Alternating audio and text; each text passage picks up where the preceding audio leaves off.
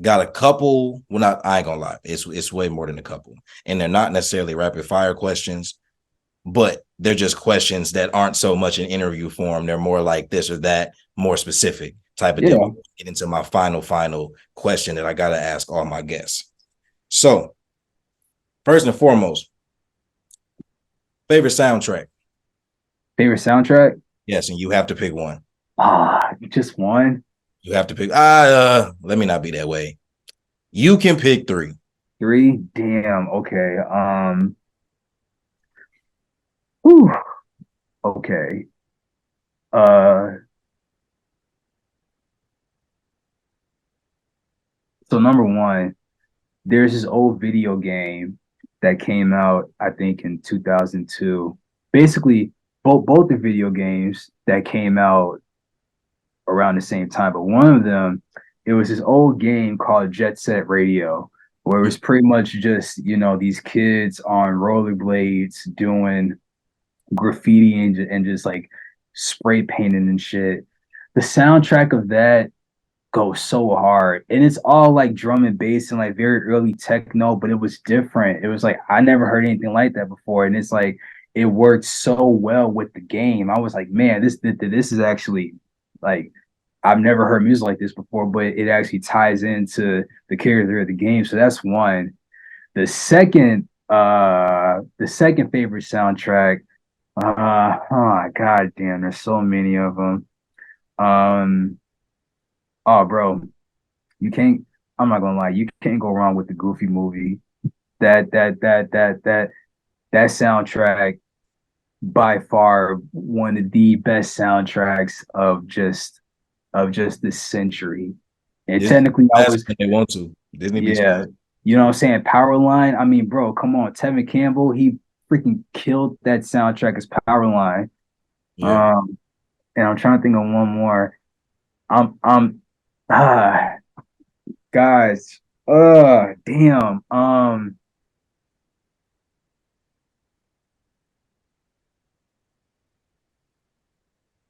I already mentioned video games. I mentioned two video games already. I'm also gonna say, oh, low key. No, yeah. See, I'm like fighting in my head, like, man, just pick one more. Like, but this one, no. What about this one? Um, the Black Panther soundtrack. I was wondering if you were going to say that one. I was wondering that was going to be It in there. it was either gonna be that one. Okay, it was either gonna be that one. It was either gonna be Into the Spider Verse, Mm, Temptations 2, the movie I had brought up earlier. Um, even Luke Cage, the Netflix mm. show. That Yeah. soundtrack is also amazing. Yeah. Um, yeah, but I think I would have to go with the Black Panther soundtrack, the very first one. That was just man, everything from the composition to the music that was inspired, by the movie, the one that TDE had made. That was just that was different, but it contributed heavily into the world of Wakanda. So I was like, bro, this makes so much sense. Like Yeah. you would think that the soundtrack is a character within itself. Facts. Yeah. Yeah. No, I thought that Black Panther was going to come up, but that's Yeah, cool. I mean, it's hard to. I can only imagine how hard it was to pick three. So sorry for having to do that to you. Sorry for having to do that to you, bro. man, it's cool. It was challenging. I like it. What is your favorite genre? Okay, now that I don't have necessarily one because my music taste is all over the place. Like I'm aware. Yeah. Yeah. it's I need you to give me it's two. I give you. two, I give you one extra one. one extra. So it's still three or two. Two. Your top two. Your top two favorite genres. Hip hop and jazz. Okay, I suspected that. I suspect that. Yeah. Hip hop and jazz for sure. I feel like no matter what genre that I listen to or even work with, somehow, some way, those two influences they're just gonna tie in any capacity. So yeah, hip hop and jazz. For sure. Okay. Um, What is the biggest difference between a studio session and a live session? Um, Now when you say a live session, are you talking about like something on stage or more of like a Yes. tiny desk, oh, like on stage? More so on stage. I'm not sure exactly what the difference would be between like stage and tiny desk, but more so the idea of like a studio being more so of a controlled space, if you will, and the Yeah, live set or session being more maybe not controlled. So it's more so like what you getting in real time, obviously, is what you get. yeah. I was about to say like yeah, one for sure is that you can mess up in the studio and you can always go back and redo it. In a live session, you can't necessarily do that. Like you said, everything is being captured in real time, so you're actually getting authentic energy and everything is happening within that time frame and it's linear in a sense. It has to keep going. In the Mm, studio session, things can be sporadic. You can record a few takes, you can take breaks, or you can move on to another song, or be like, you know what, scrap this, we're gonna make a whole new beat, or hey, we're gonna take a break and we're gonna mix such and such or master such and such. In a live session, it goes all the way from beginning to end. There are no breaks. If and I worked in live sound right when I got out of college up until COVID. I mm, did a lot more live sound stuff than studio stuff because that was low key. My live sound was funding all of my studio stuff at the time. And you definitely have to, I mean, the most common thing between both is that you have to think quick on your feet. But in live sound, you have much more of a shorter window, especially because everything is live. So it's best to just be prepared as much as you can before the show even starts, even before sound check starts. So yeah, that's the dichotomy between live sessions and studio sessions. for sure, for sure. What are the three most important questions you are asking an artist before you start a session? What's the intention of the record? What's the intention behind it? What are you hoping to get across? Um, I think that also ties into the first question. I feel like what are you looking to get across? Like what's your intention behind this? What's your intention? What can I do to contribute? And there's so many. I'm trying to boil it down to three. How can we get there? Mm, yeah, the fundamentals. Got Yeah, to somewhere. So yeah, the fundamentals for sure. yeah. It's Uh, like where do we start? got you. I don't know if this is a messed up question. I mean, you've been in both roles, so I think this might be interesting. Who's more important, the producer or the engineer? Oh man, I honestly I don't think it's one or the other. I think it's both.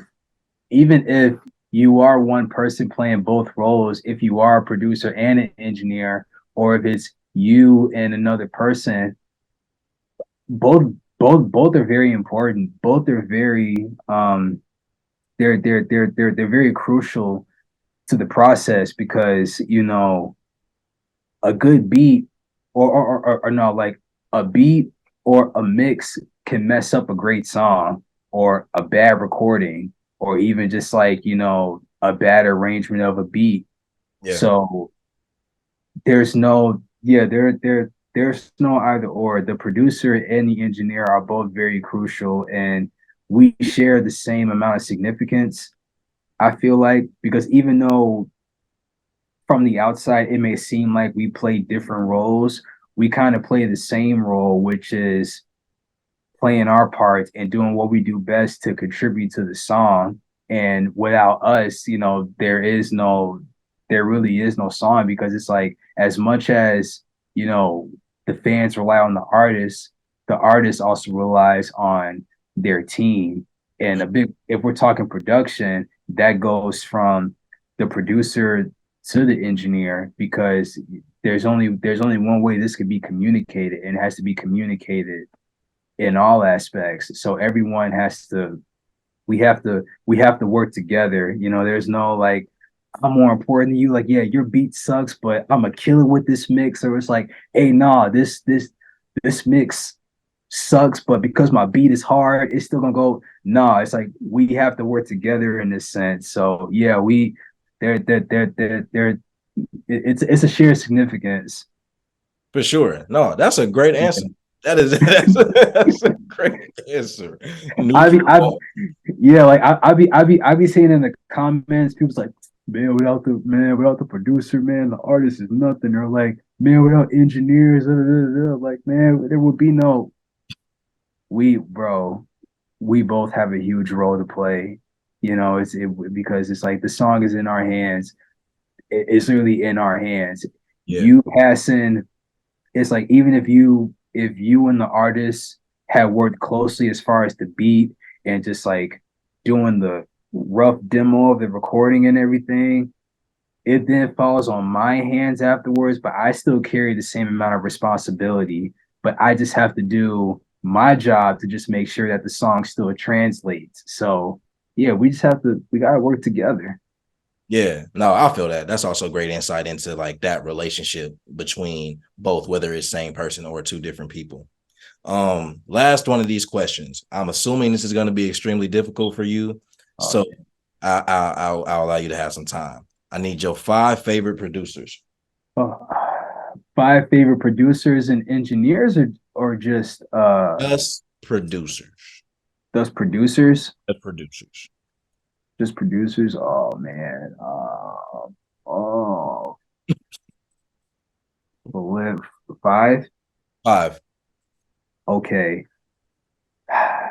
Pharrell, Okay. Just Blaze, Mm, Yay, Monty Booker.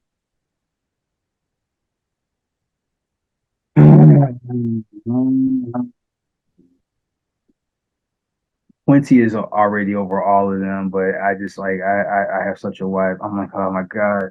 yeah. It's like I have one more. Um Dilla. Mm. It's a crazy 5. I mean, Yeah, a lot to choose from, I'm sure, but yeah, that's a valid 5 for sure.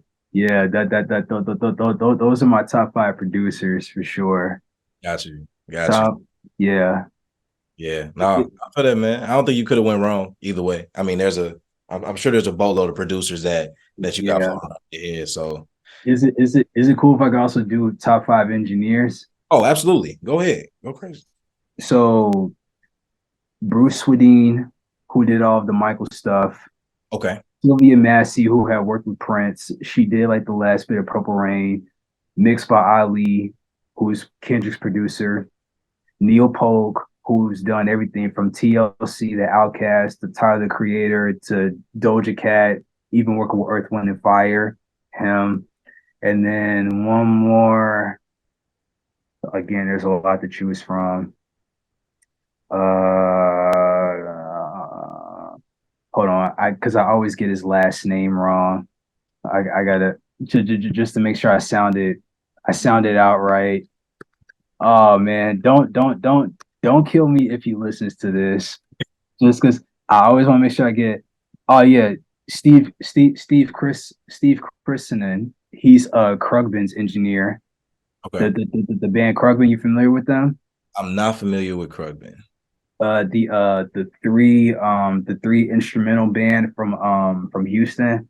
They make like it's like Thai funk, but most people would consider it surf rock. It's like very it's almost like a jam band. Hmm. Yeah, yeah. They did some stuff with Leon Bridges, but yeah, Steve Christen, he's their engineer. Yeah, I've learned a lot from him as well. So yeah, those are my top five. Okay. Okay. Cool. Yeah. Yeah, man. I'm not in the engineering world, so I don't know the stature, but if he's mentioning y'all, I'm sure y'all have done a lot of amazing things. I do know Mixed by Ali though. That's just because I'm a huge Yeah, yeah. Shout out to Ali. shout out for sure.